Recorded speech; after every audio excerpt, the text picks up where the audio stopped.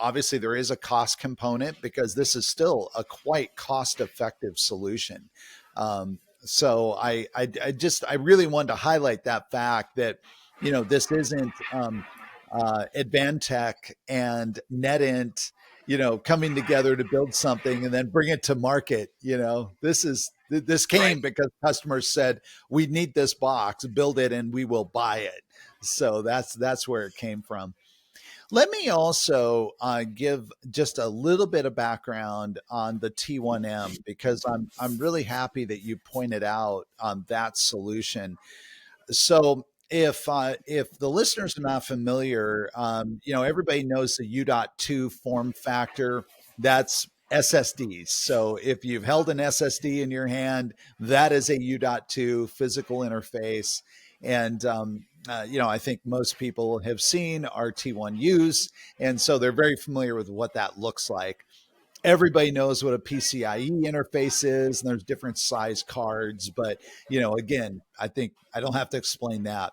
The M.2 form factor may not be quite as well known, although I think everybody has seen it at some point, just maybe didn't know that's what it's called. It is a very, very compact, just 60 millimeters or 80 millimeters in length, very low profile heat sink. It only draws 10 watts.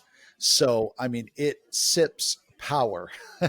And that little device can encode 20 simultaneous 1080p 30 broadcast quality streams, live streams, AV1, HEVC, or and it also can be and H.264 because you can mix the codecs.